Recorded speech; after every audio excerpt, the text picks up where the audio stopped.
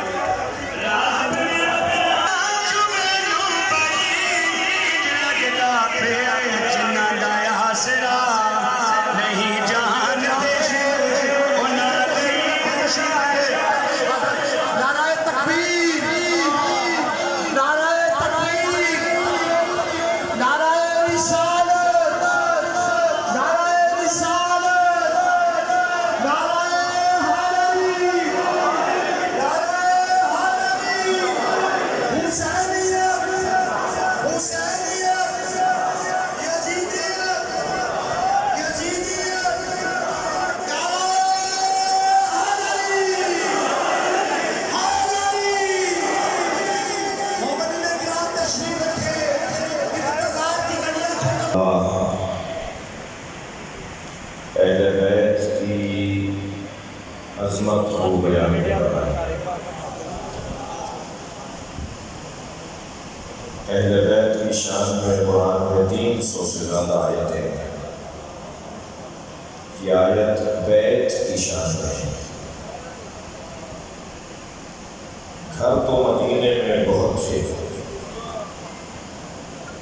لمبے چوڑے اونچی دیواروں والے اچھی چھتوں والے گھر تو بہت تھے، مگر اللہ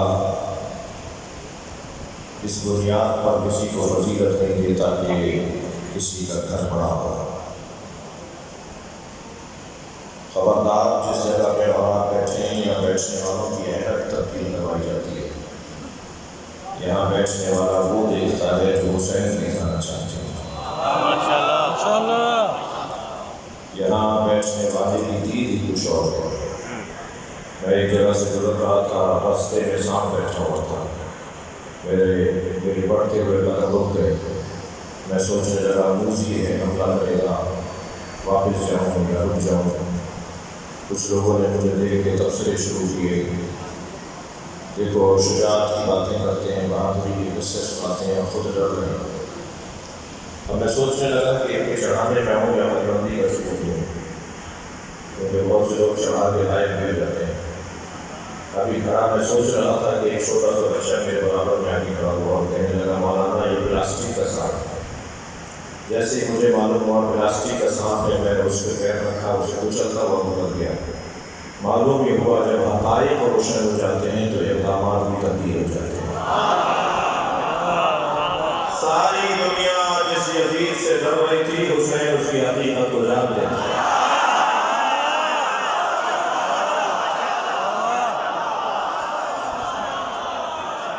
یہاں بیٹھنے والوں کی دین ہی کچھ اور ہے۔ خبردار 3 لوگوں کو یا علی مدد نہیں کہنا چاہیے، 3 لوگوں کو نعرہ حیدری نہیں لگانا چاہیے، 3 لوگوں کو علی علی نہیں پکارنا چاہیے۔ پہلا بزدل،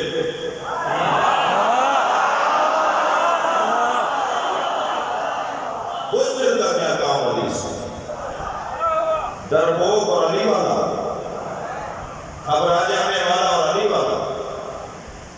ایک سردار جی کہہ رہے تھے کہ ان کا پوتا روزانہ صبح شام اچھلتے کودتے بھاگتے دوڑتے آوازیں لگاتا ہے یا علی یا علی یا علی۔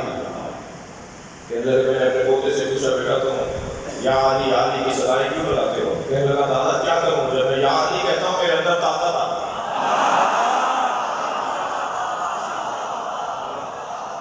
ڈرنے والا علی والا نہیں ہوتا۔ میری خوش قسمتی ہے کہ مجلس میں اکثریت جوانوں کی ہے۔ میں ان بچوں کو اور ان جوانوں کو ایک نصیحت کروں گا، خبردار خوف اور علی ولی اللہ، یہ دونوں چیزوں کا جوڑ نہیں ہے۔ یہ مت پوچھو کہ کب تک مارے جائیں گے، جب تک تمہارے چھتوں پہ علم لگے ہوئے ہیں مارے جاؤ گے۔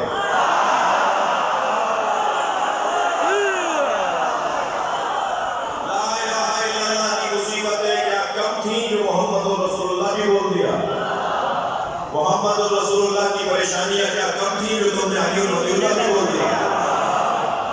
ہم مصیبتیں مول لینے والے لوگ ہیں، پریشانیاں مول لینے والے لوگ ہیں. ہمیں اگر کوئی سمجھ جائے تو شاید مفتی اعظم بن جائے. ہم جس گھڑے سے پانی پیتے ہیں اس کا ذائقہ ہی کچھ اور ہے، ہمارا مشرب بھی کچھ اور ہے. ہم جس چشمے سے پانی پیتے ہیں وہ میٹھا پانی ہے. وہاں پہ گوارا ہے. خبردار، مولا علی فرماتے ہیں اگر کوئی شخص خوف میں مبتلا رہتا ہے تو اپنے خوف کو مٹانے کا نسخہ علی نے دیا ہے. مولا علی فرماتے ہیں جس چیز سے ڈر لگے وہی کام کر کے دکھاؤ، خوف نکل جائے گا. بادشاہ بھائی آگے ایک صلوات دیا کریں محمد والا.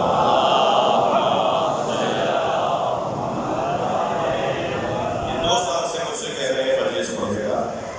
آج کی اس مجلس کا میرا وعدہ نہیں تھا، اب سے بھی دور ہے. میرا آج کا وعدہ نہیں تھا. یہ بچوں کی خواہش پر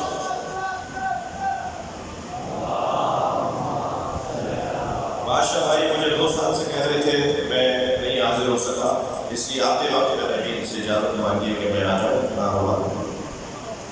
ان بچوں نے وعدہ نہیں دیا تھا مگر بیوی کا ذکر اور بڑا کا ذکر، نوکری کے لیے آیا ہوں.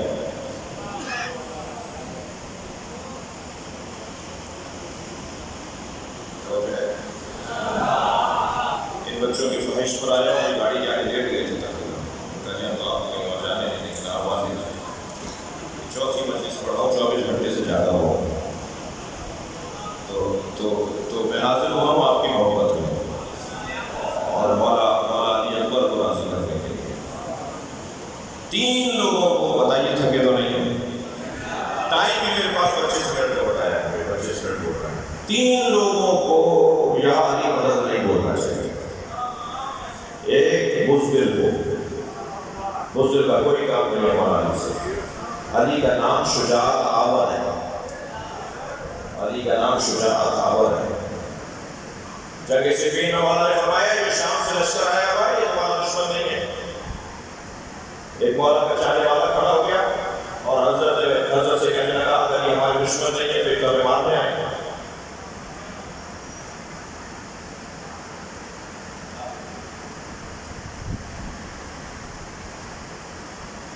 یہ ہمارے دشمن نہیں ہے تو ہمیں مارنے آئے. حضرت فرمایا یہ تمہارے دشمن نہیں ہے، تمہارے اندر کا خوف ہمارا دشمن ہے.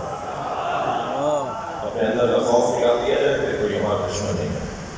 اگر آپ تھکے گا نہیں تو جو بات ہو پاکستان میں ہمارا کوئی دشمن نہیں ہے. یہ جو ہماری دشمنی کا ٹائٹل لیے کرتے ہیں نا یہ اس قابل نہیں ہے کہ ہمارے دشمن کہنا ہے.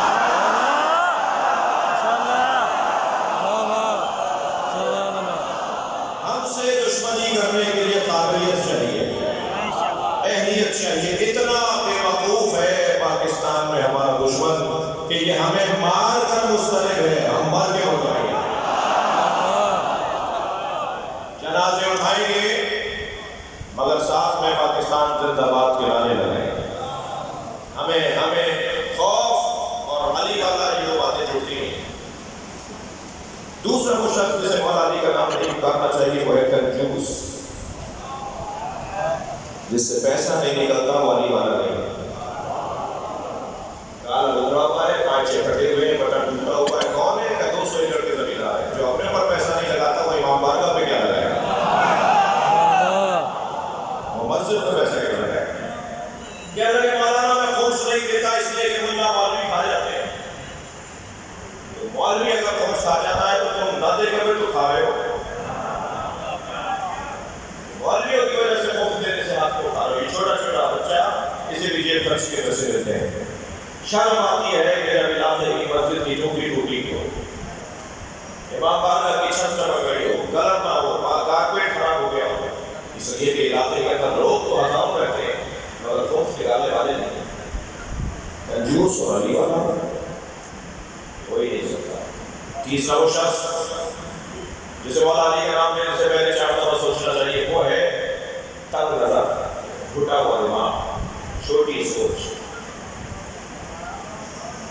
یہ شیخ ہے، یہ بھٹی ہے، یہ چرتائی ہے، یہ پنجابی ہے، یہ پٹھان ہے، اور سیدوں میں آ گئے تو یہ نقوی ہے، یہ زیدی ہے، یہ کاظمی ہے، تنگ نظری گھٹن، وہ شیخوں کا امام بارگاہ، وہ فلاں کا امام بارگاہ، حسین کا کون سا ہے؟ ناراض ہو رہے ہیں آپ تھوڑی کڑوی باتیں ہو رہی ہیں فوجن کے وقت میں۔ مسجدوں میں باہر دکھاوا ہوتا ہے کہ یہ سنیوں کی مسجد ہے، یہ دیوبندیوں کی ہے، یہ بریلویوں کی ہے۔ مسجدیں ایسے تقسیم ہو گئی، اللہ کی مرضی ہے۔ عجیب بات نہیں ہے، مسجدوں میں اللہ نہیں ملتا، امام بارگاہ میں حسین نہیں ملتے۔ نہیں عزیزو، گھٹن والا تنگ نظر علی والا نہیں ہوتا۔ علی والا ہوتا ہے جو اپنا دروازہ سب کے لیے کھلا رکھے۔ مجھے یہ احساس ہو رہا ہے کہ یہ امام بارگاہ ہے، بولیے ہاں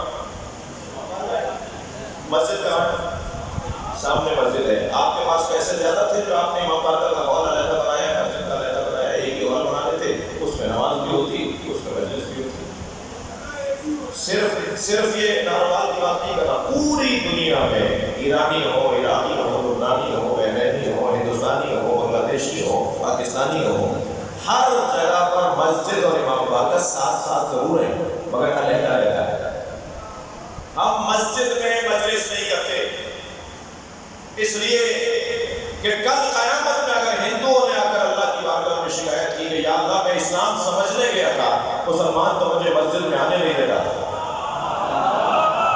کوئی جواب نہیں دے سکے گا۔ آپ جواب دیں گے ہم نے مسجد کے ساتھ امام بارگاہ اسی لیے بنایا تھا، یہ حسین کا خیمہ ہے، ہر آنے والے ہور کے لیے کھلا رہنا چاہیے۔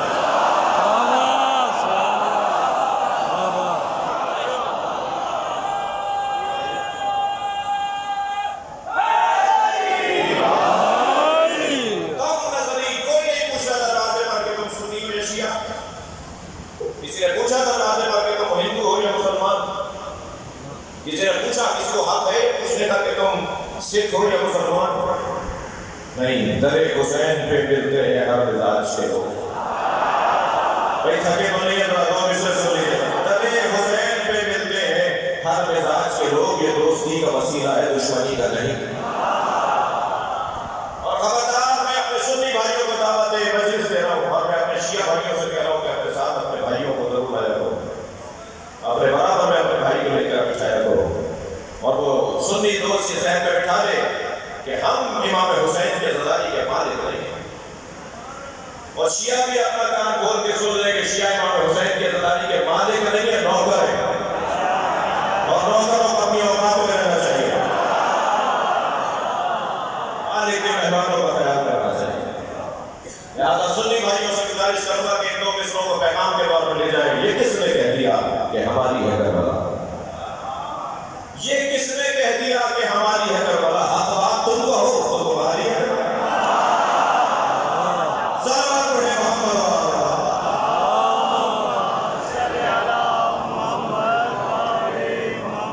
فی بیوت اذن اللہ ان ترفع ویذکر فیہا اسمہ، جن گھروں میں اللہ کا ذکر کیا جاتا ہے ان گھروں کو تعمیر کرو۔ حکم الہی یہ ہے کہ جن گھروں میں اللہ کا ذکر کیا جاتا ہے ان گھروں کو تعمیر کرو۔ وَيُسَبِّحُ لَهُ فِيهَا بِالْغُدُوِّ وَالْآصَالِ، اور جن گھروں میں اللہ کی تسبیح پڑھی جاتی ہے صبح شام ان کی تعمیر کرو۔ سورہ نور کی 36ویں آیت نازل ہوئی تو اصحاب نے سرکار سے پوچھا یا رسول اللہ وہ گھر کون سے ہیں جن کو بنانے کا اللہ حکم دے رہا ہے؟ سرکار نے فوراً فرمایا بیوت الانبیاء، وہ انبیاء کے گھر ہیں۔ بات مکمل ہو گئی تھی، جواب پورا ہو گیا تھا۔ بھائی جس بزرگ کا جو احساس ہو، جس بزرگ کی جو خدمت ہو، اس کو یاد رکھنا چاہیے۔ برابر سے حضرت ابوبکر کی آواز آئی ھذا المکان منہا، علی و بطول کا گھر ان میں سے ہے۔ بھائی نبی نے کہہ دیا تھا کہ انبیاء کے گھر ہیں جنہیں بنانے کا اللہ نے حکم دیا ہے۔ بات پوری ہو گئی تھی تو کم سے کم یہ سوال کرنا بتا رہا ہے کہ حضرت ابوبکر کے ذہن میں علی و بطول کا گھر انبیاء کے گھروں جیسا ہے۔ لیکن اب نبی کا جواب سنیے۔ جیسے ہی حضرت ابوبکر نے سوال کیا نا، اہل سنت کی کتاب شواہد التنزیل علامہ حسانی جلد نمبر 1 تفسیر سورہ نور کی 36ویں آیت کی تفسیر میں یہ روایت ہے۔ اہل سنت کی کتابوں سے حوالہ دے رہا ہوں کہ جیسے ہی سرکار نے فرمایا جن گھروں کو بنانے کا اللہ نے حکم دیا ہے وہ انبیاء کے گھر ہیں، حضرت ابوبکر نے اشارہ کر کے کہا علی و بطول کا گھر ان میں سے ہے۔ تو سرکار نے فوراً جواب دیا نام میرا افضل ہے، یہ ان سب سے افضل ہے۔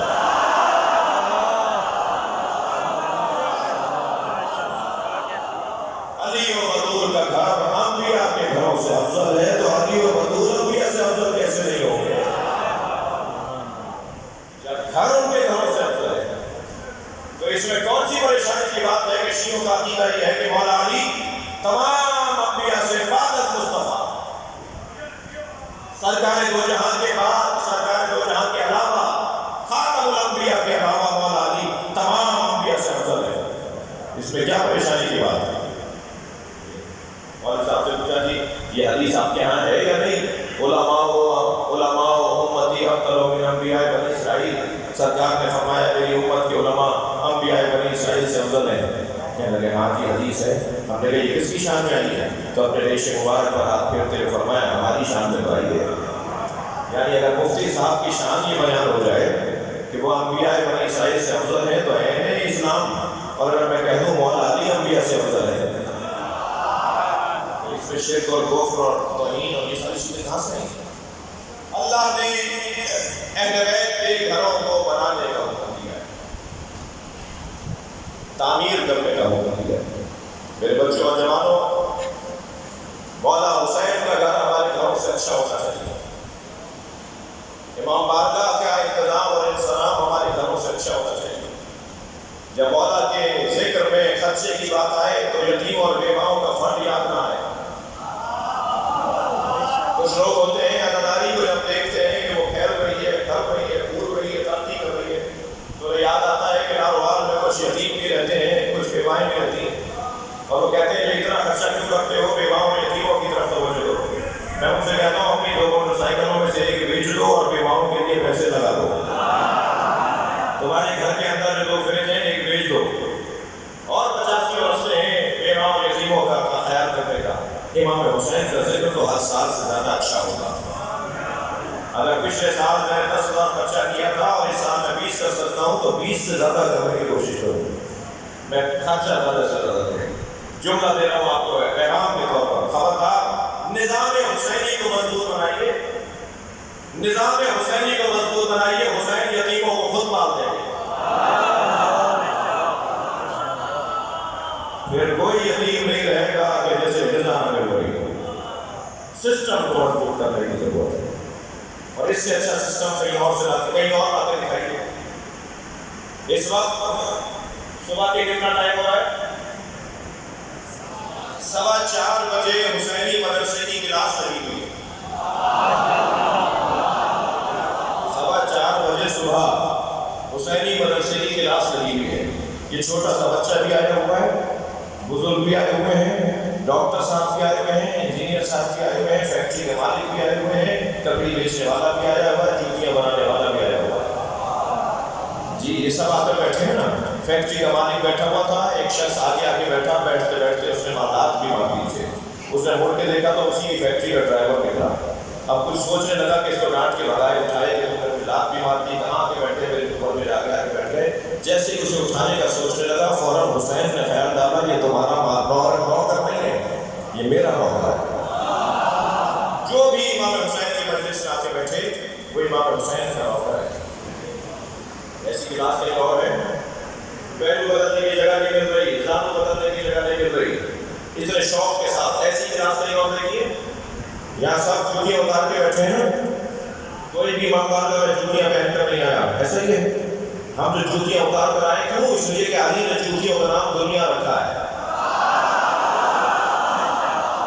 ہم اپنی دنیا چھوڑ کر آتے ہیں۔ امام بارگاہ لڑنے کی جگہ نہیں ہے، امام بارگاہ ذاتی مفادات کی جگہ نہیں ہے، امام بارگاہ جھوٹی لیڈرشپ کا نام نہیں ہے، امام بارگاہ ایک مجلس پر سارے سال سیاست کرنے کا نام نہیں ہے، امام بارگاہ عاجزی کا نام ہے، خاکساری کا نام ہے، انکساری کا نام ہے، فخر کا نام ہے۔ یہاں جب ہم آتے ہیں تو ہم فخر کے لیے آتے ہیں، ایسی کلاس کہیں اور نہیں ہے۔ باوضو ہو کر بیٹھے ہیں، جوتیاں اتار کر بیٹھے ہیں، قربتاً اللہ بیٹھے ہیں اور کچھ لینے آئے ہیں۔ میرے مولا حسین فرماتے ہیں من کانا فاضلاً فینا فلیرحل معنا، جو اپنی ذات کی نفی کرنے کو تیار ہے وہ مجھ حسین کے ساتھ چلے۔ کا چل رہا ہے. یہ جو امام بارگاہ ہیں حسین کے قافلوں کی منزلیں اپنی ذات کی نفی. میری اور آپ کی کوئی حیثیت نہیں. ہم سے مجلس نہیں ہے، ہم مجلس ہیں. ہماری وجہ سے جلوس نہیں نکلتا. ہماری حیثیت بڑھتی ہے امام حسین کے جلوس کی وجہ سے. اور اتنے بڑے مجمع میں، نمازی مجمع میں مولا علی کا کوئی سچا عاشق تو بیٹھا ہے. یا اللہ تجھے علی کے سچے عاشق کا واسطہ اس ملک سے کرونا کی وبا کو ختم کر دے. پھر سے اسی انداز سے عزاداری کو سارے کام اور بہتر انداز سے آگے بڑھیں. یہ وقت بہت قریب ہے. دیکھیے طویل گفتگو کا موقع نہیں ہے. میں صرف اتنا کہتا بات کروں کہ ہم جہاں بیٹھے ہیں وہاں بیٹھنے والے کی دید کچھ اور ہونی چاہیے. یہ جو کالے کپڑے پہنے ہم وہاں بیٹھے ہیں نا، یہ کالے کپڑے حسین کی عزاداری کی سفارت ہے. جب ہم بازار سے گزرتے ہیں کالے کپڑوں میں تو شہر کو پتہ چلتا ہے یہ حسین کا عزادار ہے.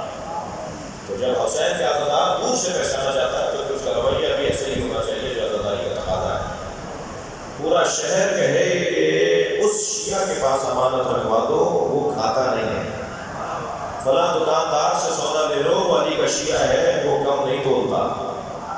فلاں کے پاس جا کر اپنی امانت رکھ دو، وہ خیانت نہیں کرے گا. ہماری چال بتائے کہ ہم کون ہیں، ہمارا رویہ بتائے کہ ہم کون ہیں. عزیزان گرامی، علی جس کو مارتے تھے نا، یا اوپر سے نیچے یا دھڑ سے مارتے تھے، تو دونوں ٹکڑے گر کر بتاتے تھے کہ علی نے مارا ہے. جی ایسے ہی علی نے چاہنے والا وہ ہوتا جس کی رویہ، جس کی روش بتاتی ہے کہ کون. گھروں کو بنانے کا حکم ہے، شان سے بنیں گے اور اچھے بنیں گے.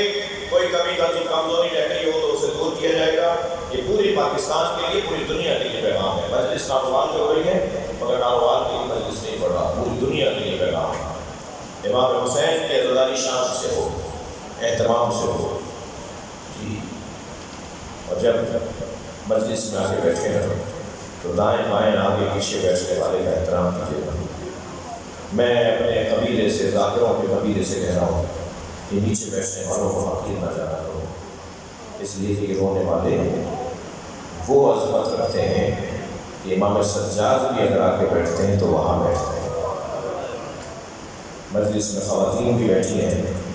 میں اتنی گزارش کروں گا بیویوں سے کہ کسی کو دھکا نہ لگ جائے، کسی کو تکلیف نہ ہو جائے. کیا معلوم آج فرصہ لینے کے لیے سکینہ آئی ہوئی ہو، کیا معلوم آج فرصہ لینے کے لیے جناب رباب آئی ہوئی ہو. میں بھائیوں سے بھی گزارش کروں گا غیر ارادی طور پر آپ سے کسی کو تکلیف ہو جائے وہ علیحدہ بات ہے. جان بوجھ کر کسی کو تکلیف نہ پہنچائیے. کیا معلوم کہ آج حضرت علی اکبر کا فرصہ لینے اہل بیت کے گھر کے افراد آئے ہوئے ہوں. چلیے اپنے ذہنوں کو کچھ دیر کے لیے کربلا لے چلیے. عزاداروں، صبح عاشور سے عصر تک حسین نے لاشیں اور اٹھائے. رونا اسی کا ہے کہ حسین کا لاشا اٹھانے والا کوئی نہیں تھا. اجرکم اللہ، اجرکم اللہ. لاشیں تو حسین نے بہت اٹھائی مگر 4 لاشوں پہ حسین بہت روئے. ایک لاشا جس پر امام حسین بہت روئے وہ قاسم کا لاشا. پامال لاشا میرے مولا نے اٹھا تو لیا، وہ ٹکڑے ٹکڑے لاشا، جوانوں وہ ٹکڑے ٹکڑے لاشا امام حسین نے اٹھا تو لیا مگر امام حسین روتے ہوئے آ رہے تھے. قاسم تیرے چچا پہ بڑا گران ہے، تو مدد کے لیے پکارے اور تیرا چچا تیری مدد نہ کر پائے. جب آئے ہیں خیمہ گاہ کے قریب تو ساری بیویوں نے بڑھ کر استقبال کیا، لیکن امام کو تعجب ہوا کہ اس بچے کی ماں نہیں ہے. جناب زینب سے پوچھا کہ زینب بھابھی ام فروہ کہاں ہے؟ تو کسی بیوی نے آواز دے کر کہا جب قاسم کی شہادت کی خبر آئی تھی تو ام فروہ خیمے کی پشت پر چلی گئی تھی. اب جا کر جناب زینب نے کیا دیکھا؟ بیوی ام فروہ نے پیشانی سجدے میں رکھی ہوئی اور تسبیح پڑھ رہی ہے، شکرا شکرا حقا حقا.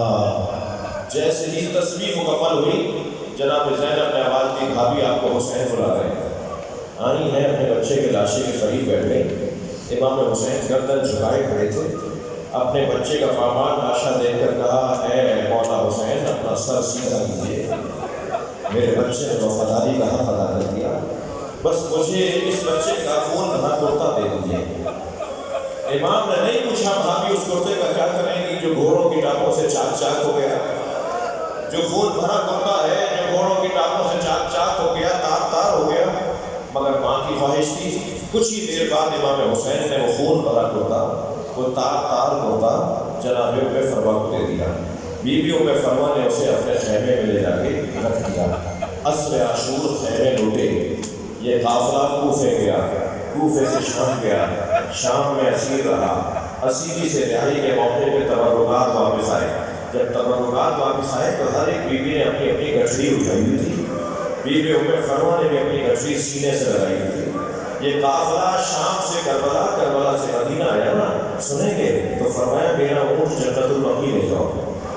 جنت البقیع پہنچی، قبر امام حسن کے برابر میں بیٹھی، گٹھڑی کھولی، خون لوڑا کرتا نکالا اور امام حسن کی قبر پر پھیلا دیا اور کہا مولا آپ کے بچے نے وفاداری کہا تھا۔ ایک جنازہ جس پر حسین بہت روئے وہ حضرت قاسم کا لاشا، دوسرے لاشے کا نام سنیں گے جس لاشے پر امام حسین نے بہت گریہ کیا، وہ عباس ہے۔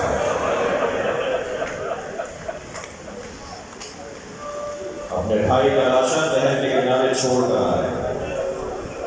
تیسرا لاشا سنیں گے، وہ لاشا چھوٹا بہت تھا مگر اٹھتا نہیں تھا حسین، وہ علی اصغر کا لاشا۔ کبھی آگے جاتے تھے انا للہ، کبھی الٹے پیر واپس آتے تھے رضان میں غزائے و تسلیم علی امرے۔ عزادارو جب جناب علی اصغر کا ذکر کیا کرے نا تو ایک سلام جناب رباب کو بھی کیا کرے، بڑا حوصلہ تھا اس بیوی کا۔ امام حسین فرماتے ہیں مجھے وہ گھر اچھے لگتے ہیں جن گھروں میں رباب اور سکینہ نامی عورتیں ہوتی ہیں۔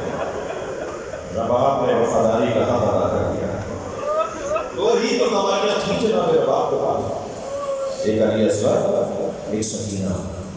ایک کو حسین کی گود میں دے دیا، ایک کو شام کے زندان میں دفنا کے آ گیا۔ جس بچے کو حسین کی گود میں دیا نا، امیر انیس کہتے ہیں کہ بنا کر شکل مجاہد کی لے چلے شبیر، الٹ دیا علی اصغر کی آستینوں کو، اجلا سا کرتا ہونا پہنایا، امام حسین کی گود میں دے دیا۔ مجلس میں مجھے محسوس ہو رہا ہے کہ خواتین بھی بیٹھی ہیں، آپ کے گھروں میں دودھ پیتے بچے بھی ہوں گے، کچھ دیر کے لیے ذرا ایک ماں کے احساسات پر توجہ کریں۔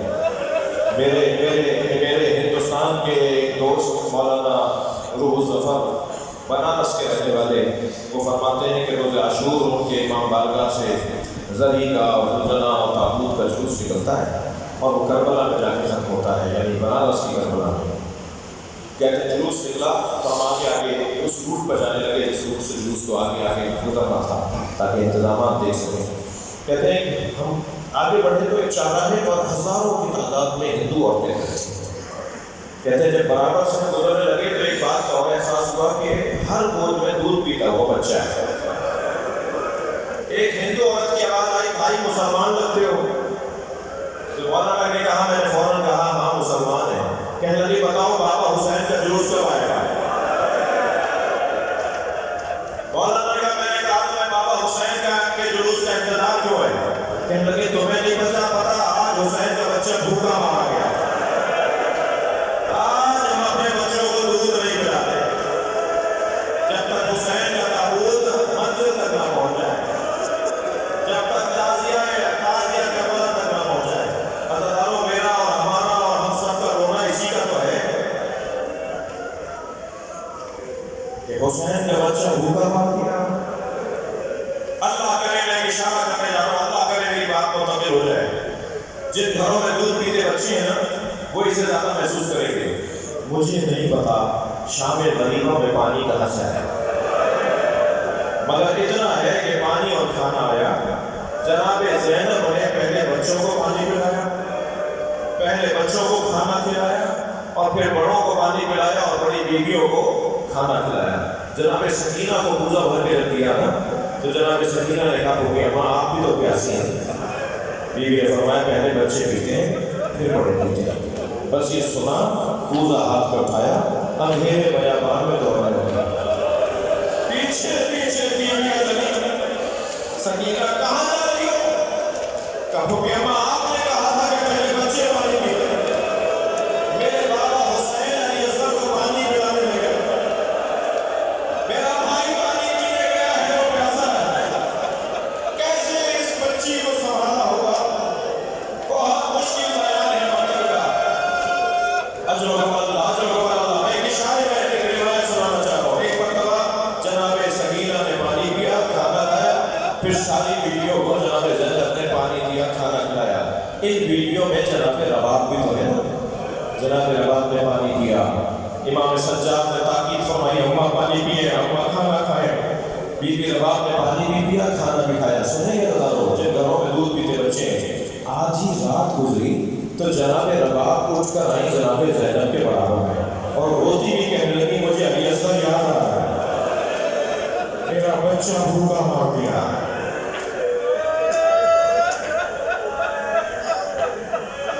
اجرکم اللہ، اجرکم اللہ، اجرکم اللہ۔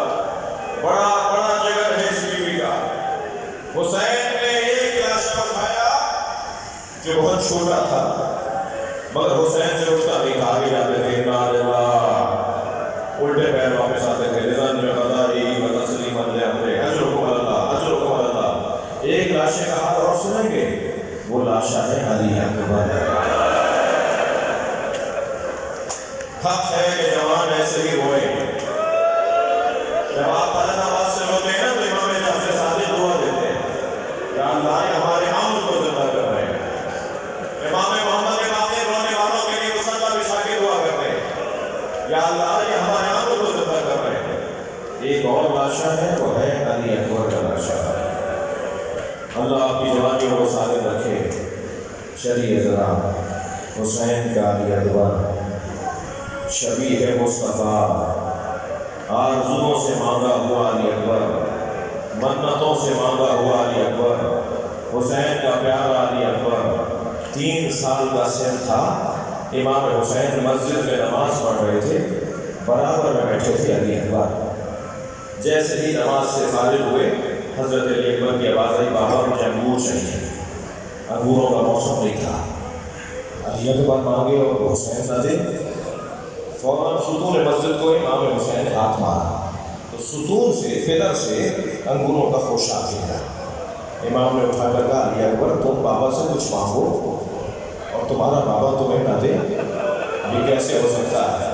میں رونے والوں سے سوال کر لوں، 3 سال کا علی اکبر مانگے تو حسین معجزے سے ادا کریں، یہ 18 سال کا علی اکبر مانگ رہا ہے، بابا اگر مجھے چند گھونٹ پانی کے مل جاتے، چند گھونٹ پانی کے مل جاتے تو میں بتاتا کس علی کا پوتا ہوگا، میں بتاتا مجھے کس عباس نے تربیت کی ہے۔ امام حسین نے فرمایا، علی اکبر، علی اکبر، علی اکبر جاؤ، تمہارے نانا تمہیں سیراب کریں گے۔ عزادارو، جب علی اکبر اور امام حسین میں یہ گفتگو ہو رہی تھی نا، تو در خیمہ پہ کھڑی ماں سن رہی تھی۔ شاعر نے اسے 4 مصروں میں نظم کیا ہے۔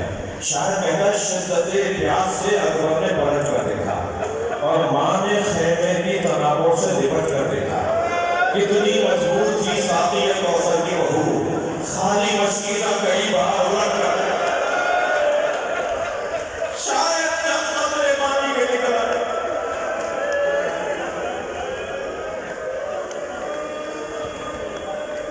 جاؤ علی اکبر، تمہارے نانا تمہیں سیراب کریں گے۔ حضرت علی اکبر چلے ہیں، محسوس کیا جیسے کوئی پیچھے دوڑتا ہوا رہا ہے۔ اب جو مڑ کے دیکھا حسین ہے، آواز ہے مالا مالا یا بلیا، آہستہ جاؤ اے میرے لال۔ فوراً گھوڑے سے اترے حضرت علی اکبر، آگے بڑھ کے بابا کو گلے سے لگایا، بابا آپ نے تو مجھے رخصت دے دی تھی، آپ سے تو اجازت لے کے جا رہا ہوں۔ فرمایا، کاش تمہارے تم جیسا جوان بیٹا ہوتا، تب میں بتاتا کہ جوان کو مرنے کی اجازت کیسے دی جاتی ہے۔ علی اکبر پہنچے ہیں میدان کربلا میں، میرے مولا علی اکبر نے 80 سپاہیوں کو فنار کیا، اور 80 سپاہیوں کو جب فنار کیا تو آوازیں لگائی جا رہی تھی، علی اکبر نہیں ہے، علی مرتضیٰ کی جنگ یاد آ رہی ہے۔ میدان کربلا میں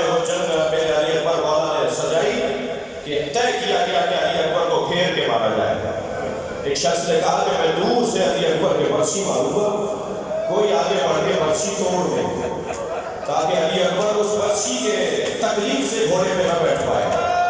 میں سب جملہ کہنے جا رہا ہوں، اگر مجھ سے بیان ہو جائے، میں کہوں گا اے تیر مارنے والے، اے برچھی مارنے والے، تو یہاں علی اصغر کو، تو یہاں علی اکبر کو برچھی مارے گا، وہاں ام لیلا کو برچھی لگے گی، وہاں حسین گھوڑے سے گر رہے ہوں گے، خبردار تو شبیہ ہے مصطفیٰ کو برچھی مارنے جا رہا ہے۔ ایک برچھی آ کر علی اکبر کے سینے میں لگی، عزادارو آواز آئی، بابا میرا سلام۔ امام حسین نے گھوڑے پر بیٹھ کر اپنے گھوڑے کو ایڑ لگائی، کچھ آگے بڑھ کر گھوڑے سے اتر گئے، آوازیں دینے لگے، علی بتاؤ کہاں ہو، علی بتاؤ کہاں ہو، مجھے آواز ہو، میرے نام تمہیں نظر نہیں آ رہا۔ تو پیروں کے قریب سے آواز آئی، بابا میں آپ کے پیروں کے قریب ہوں۔ اجرکم اللہ، اجرکم اللہ، مجھے جلدی نہیں ہے۔ میرے مولا حسین بیٹھ گئے میدان کربلا میں، علی اکبر کے قریب آ کے بیٹھ گئے، اپنی آنکھوں سے کچھ صاف کیا، اور ایک مرتبہ کیا دیکھا کہ سینے پہ علی اکبر نے ہاتھ رکھا ہوا۔ مولا نے فرمایا، علی اکبر تمہارے سینے پہ کیا تکلیف ہے؟ بابا زادے میں برچھی ماری ہے، برچھی کا تھن توڑ گیا۔ ایک مرتبہ